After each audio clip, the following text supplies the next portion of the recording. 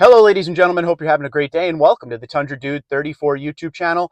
We are sitting inside my brand new 2024 Toyota Tundra 1794 TRD Off Road.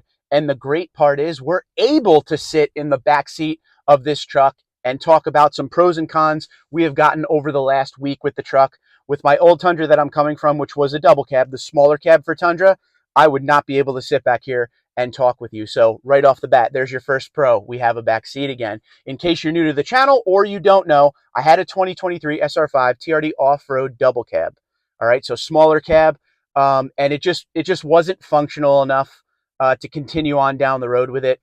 The priority for a back seat became a thing for me, so had to go back and do the Crew Max. And instead of just getting an SR5 Crew Max with all of the great deals going on, I figured I would take a stab at my dream Tundra, which is what we're sitting in, a 1794 TRD off-road in midnight black metallic with the saddle brown interior. So a big shout out to Conacelli Toyota and my salesman Ryan Hood, who made this thing happen. It was like a $7,000 discount to get me into my dream Tundra. So with all the discounts out there, I had to take a try at it and we were able to get it. So I figured after 1 week, let's do a little video on the pros and cons. It's actually been one of the popular questions on the channel over the last week to make sure I let everyone know as I start driving it day after day.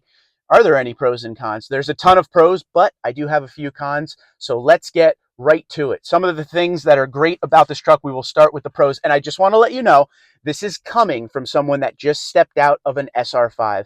I feel like it's a unique perspective instead of somebody who's never had a Tundra and got into, a luxury Tundra like this. Or someone that has gone from luxury to luxury Tundra. The cool part is we went from an SR5 into something high end so we could talk about the differences and the similarities. So I'm going to be talking to you as someone that just stepped out of a 2023 SR5. Number one, every single thing about the driving aspect of this truck is amazing. And you've probably heard me say that a lot when it comes to the new generation Toyota Tundra in general. One thing I was slightly concerned about was going from a double cab Tundra into a Crew Max was maybe this engine wouldn't be able to get this truck down the road, with that good peppy feeling that was in the double cab Tundra. If you've been around the channel a while, some things I always talk about are in the second generation, the double cab always felt like there was more response, in that engine versus the Crew Max. The Crew Max always felt like it lagged a little power. But stepping into this Crew Max with the iForce engine, this is not the iForce Max. It is not the bigger engine. This is the 3.4 liter twin turbo V6. It is amazing. Throttle response is awesome. Gets up to speed great. Feels like it has a ton of power at all times. And not just that, the suspension is great. Just the overall driving aspect of the truck. The braking is great. It's been a pleasure. And the best thing, and this says a lot for the SR5, which is one of the lower trims of Tundra, I didn't feel like I was stepping into anything different when it came to the driving aspect of the truck. It's not like the SR5 and something like this, the 1794, the luxury trim, is completely different. I felt like I was one Tundra to another, and the driving aspect was still there. Tons of power, and I'm very happy I went with the regular iForce versus the iForce Max. And some may ask why I didn't go for the iForce Max, and two reasons. Number one, I like the underseat storage, and number two, I didn't want to pay an extra $2,500 to $3,000 because this was already a tough deal to get. So I'm more than happy with the iForce engine, happy as can be when it comes to the driving aspects of this truck. My second pro for this new truck is this truck feels more solid and the cab is ultra quiet. Now, that's not saying the SR5 was bad in any way. I didn't have any wind noise or any issues like that, no creaking or anything, but this one just feels more solid. When you slam the door, it feels more solid. Everything in here is soft touch. The materials are different, and I think it makes a very big difference. Don't forget, this has the acoustic laminated windshield, hydraulic cab mounts. So just overall, the feel of it is a little bit different when it comes to the materials on the inside. The first thing I noticed is when I closed the door, it just sounded like a nice thicker sound. It didn't sound like a cheap plastic feel or anything like that. Overall, the truck just feels super solid. And again, this interior, it's a lot quieter going down the road. This one may shock you to be in the pros because you hear so many different things when you go online into the forums and everything. Coming from SR5 into this, I love the JBL sound system. Now, in the new gen, the JBL was definitely improved from the old gen. A lot of complaints about the old gen JBL. But this one, going from the sound system that was in SR5 into the JBL, which isn't available in SR5, there's just the sound is a lot thicker. There's a lot more bass. You could tell that you're in a truck with a better sound system. So I'm a big fan of that JBL right off the bat. Mind you, I was driving my SR5 right up to the point of turning it in. So all of the stuff that I was writing down, it was coming right from the lower trim into the higher trim. Didn't think I would love the JBL. I love the JBL. And you know what else I love, which is going to make some people very mad? When you have a Tundra in the new gen with the JBL sound system, you get the fed-in engine noise. I like the fed-in engine noise. Will that change down the road? I'll let you know. But for now, didn't have that on the SR5, and it was very quiet.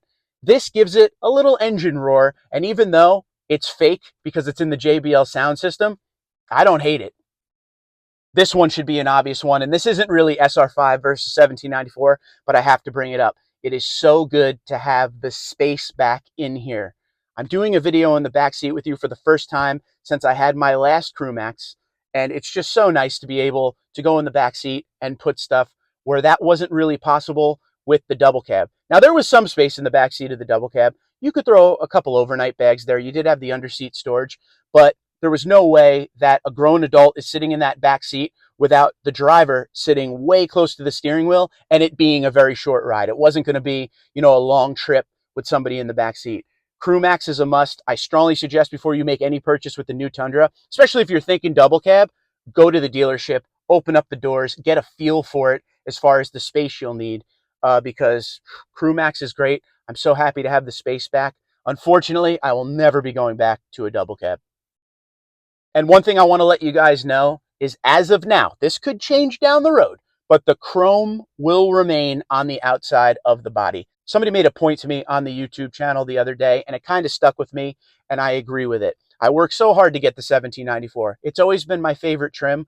I should enjoy everything about the trim. And a big part of the 1794 is the chrome on the outside. Now, we got this with the TRD Off Road package, and that gave the TRD grille, and it gave the black TRD wheels. It took away some of the chrome, but it left some chrome, of course, but it belongs on the package, and we're going to keep it out there for now. That's why I bought the midnight black exterior, because I think the chrome that's on this with the TRD and the black, it all flows together perfectly. And what is a Western truck when there's no chrome on it? Also, coming from SR5 back up into a high trim Tundra, I didn't think I would miss all the features, but I am so happy to have things like heated ventilated memory driver seat back, the pano roof that is above me right now, this big window again, because I have a Crew Max on the double cab. It was just a little window in the center. Again, we say the JBL. I love the digital gauge cluster. It's just so nice to have the features back. And that's not a make or break for, a Tundra. There's a lot of different Tundras and a lot of different configurations of Tundra where you could get some features or all features, but thankfully in the 1794, you get most. And I'm very, very happy to have some of these features again. And we will see down the road as we own this thing if it becomes like, well, I never used this feature. But overall, the main stuff in this truck, and Tundras aren't overloaded with features, but the stuff that I get in here is really cool. And also for the backseat passengers, heated and ventilated back seats. And you could only get that in the high trim Tundras of Platinum, 1794, and Capstone. Now, we talked about all those pros, and at the end of the day, I certainly love this truck. But there are a few cons that I've noticed right off the bat. And I want to hear what you guys think about these cons, especially if you own something like a 1794 Toyota Tundra. Number one, the premium auto leveling headlights. Now, I like the premium auto leveling headlights. They certainly light the road perfectly. But I've been getting flashed by a lot of drivers that I think I'm blinding as I'm driving by them. In the lower trim Tundras of SR, SR5, and in some limiteds, depending on packaging, you have what you probably remember from the second generation, that little wheel that you can adjust your headlights manually. So if you're blinding someone, you could hit that thing and it would lower. In the high trims, you have the auto leveling feature that keeps the headlights as low as they need to be while still giving you the coverage of light on the road. But unfortunately, I've been getting flashed quite a bit, so I don't know if they're lowering as much as they should. It's something I'll keep an eye on, but for now, we'll throw that in the cons because it certainly is bright for me, but I think I'm bright in other people's eyes as well. Number two is a half con, and it's an easy fix. It's the composite bed. You absolutely 100% have to get a bed mat with this composite bed. Everything slides around in it. A lot of Tundras out there, when the dealerships order them, they put the spray-on liner in the Tundra. And then if you want to get a bed mat for a little extra, protection and to save the spray-on liner, cool, but you don't need it. But in the composite bed, you absolutely have to have a bed mat. So right now, anything I put back there, doesn't matter what it is, slides all over the place. So Toyota, if you want to help anybody out, bed mats, standard when you have the composite bed. Last but not least on the con list, you guys know this one already, but I have to say it, the wireless charger. Anytime you put your phone on it, whether it has a cover or not, you hit a bump and it breaks the charge. It's one thing that we've complained about since 2022, but I should note this. This is a 2024 we're sitting in right now. For 2025, Toyota did say somewhere when I was reading in the things that are changing for 2025, they're doing something to upgrade that charger to make it do a better job, have better performance. So 2025 and up, you guys are probably very lucky. For now, it does the job, but the minute I hit a bump, it breaks the charge. I still plug my phone in, so I mean, it's really no big deal, but it should be noted, wireless charger is going to have to end up on the con list for me. But overall, after the first week, I absolutely love this truck. You got to understand, as someone that has done a Tundra channel for over 8 years now, and I've always loved the Tundra, this is my dream Tundra. I've never had a 1794. I've always wanted a 1794. So I'm absolutely thrilled to finally have this truck. I have zero regrets as of this point, and we will talk about that as we go. It's fun to drive. I'm looking for reasons to take it out. It's absolutely beautiful. It's perfect for me. I can't get enough of it. I'm thrilled to be in it. I can't believe I'm in it. I never thought I would, be back into the high trim stuff because of how expensive they are. But this is the, moral of the story. If you see something you like, look around, open up your search radius. The deals are out there. I had to go to Conshohocken, Pennsylvania, Conocelli Toyota with my man Ryan Hood to get this thing done. That's like almost 2 hours away from me, but the deals are out there. In New Jersey around me, I wouldn't be able to get this deal. So open up your search range. You never know unless you try. What's the worst they could say? No. Happy as can be. Really don't have any major complaints other than the couple cons here. And I'm looking forward to every mile I spend in this thing for now. So happy owner right here. Twitter, Instagram, LinkedIn, Facebook, TikTok at TundraDude34, TundraDude34 at gmail.com. You guys have a great day. Be safe, be well. Thanks so much for watching, and thanks for hanging out with me in my 1794 TRD Toyota Tundra.